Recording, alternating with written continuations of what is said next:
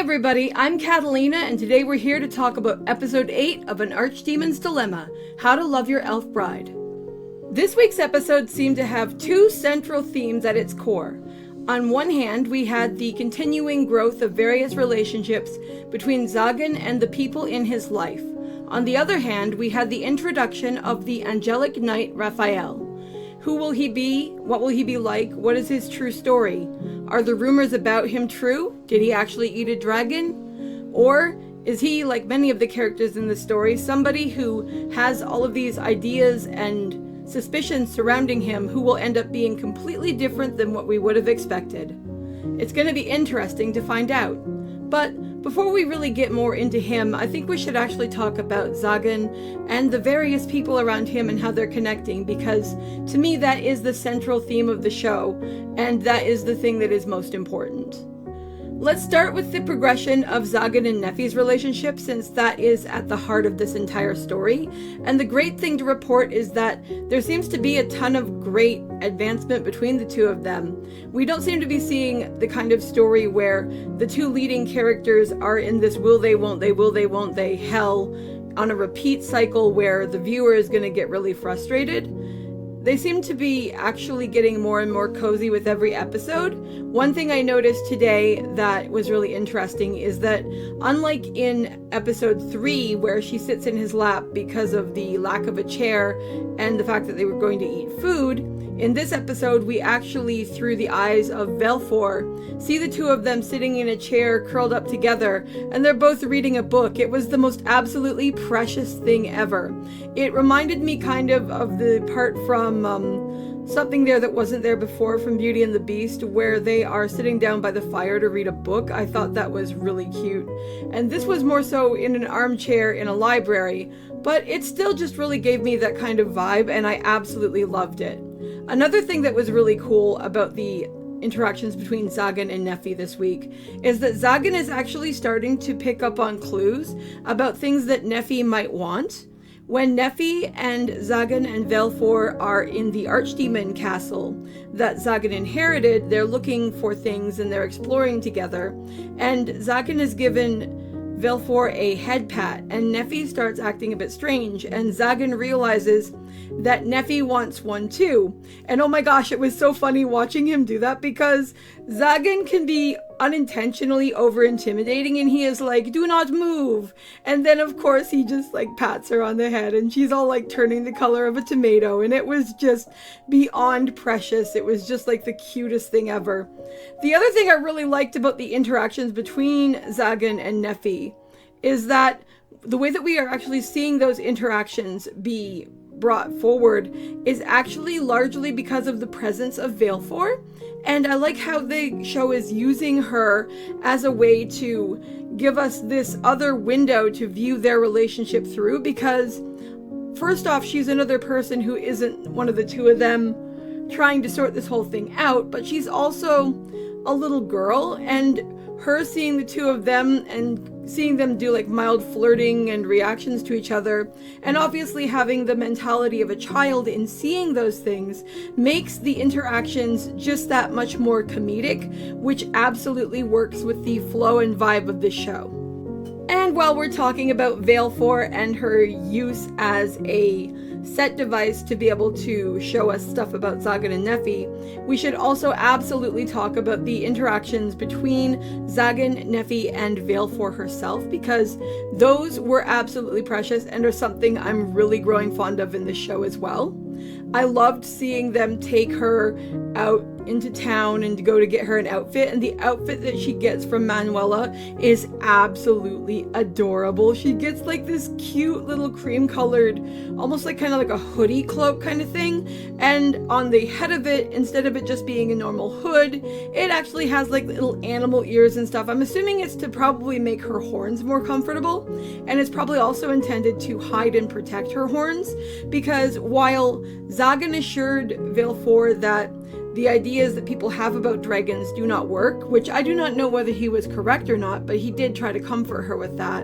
In this episode, we clearly hear more about people who would actually potentially want to do Valefor harm if they realized that she was a dragon and that they could potentially get power from her. And one of the things I really loved is seeing Zagan actually be so protective and so concerned about her when any situation where that might come up actually reared its ugly head.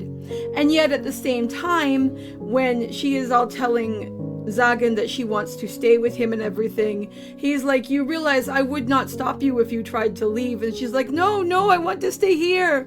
And of course, Zagan isn't saying he doesn't want her there, but Zagan always goes about saying the most important things in the most roundabout way. It's just a part of who he is. And obviously it's made clear through anything that he does where he's interacting with her that he deeply cares about her and that there is definitely a bond forming. He actually tells us that he can feel a warmth in his chest when he thinks about her, and that it's very different from what he feels toward Nephy, but that it's something very distinct and very important. And one of the things I really loved is as they were walking down the street, she takes both of their hands, and then Chastille actually walks up to them, and of course Zagan doesn't recognize her out of her armor, but Chastille is like, you've had a child already? And of course that's not what happened, but it was a hilarious little moment, and it just really cracked me up. The last major interaction and relationship that we actually saw some more development for is Zagan and Barbados, and I really enjoyed seeing these two sitting down together just at the bar and seeing them interact. And that is no small feat. That kind of scene where people are just sitting in a singular location and talking, that is something where either the people and the subject matter is interesting enough to hold a scene as a writer, or you are in big trouble. And they actually did a really great job with this. They used this scene in a variety of different ways to give us some really useful information to show what the status of things are between Barbados and Zagan, and also to lead into the next episode in an amazing way that is potentially the most absolutely brilliant but also equally obnoxious cliffhanger of the entire season so far.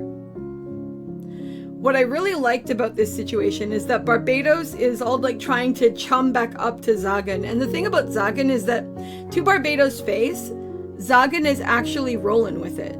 But in his mind, we hear him clearly thinking, I would trust you, except that I know you don't actually have a conscience.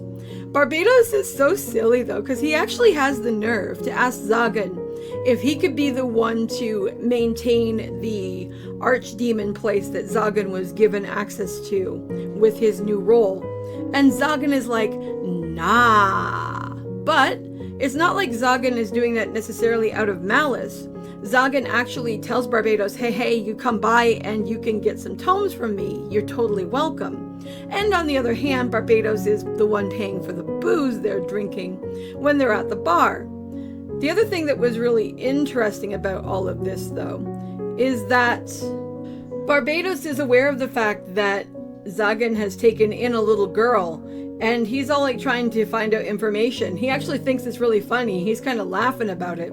But to Zagan, that aspect is no laughing matter. And as Barbados keeps talking and actually talks about the fact that Valefor the apparition went to Zagan's castle, and Barbados is shocked that Zagan let that person go, because he's like, well, isn't that a dragon? You could have gotten some really amazing catalysts or reagents from that. And of course, Zagan is sitting there and thinking, yeah, this is why I'm not telling you the truth about Valefor, because holy crap, dude. Like, this is the kind of thing we need to watch out for. And of course, we all know from seeing Barbados' character that Barbados is somebody, as Zagan openly admits in his thoughts, who does not actually have a solid conscience or set of morals that would prevent him from doing something harmful. And yet, because Zagan values him as a friend, he'll let him have access to tomes, he'll have a drink with him, but he's also aware enough mentally to realize that he can have the guy around, but that he obviously isn't going to trust him either any further than he could throw him.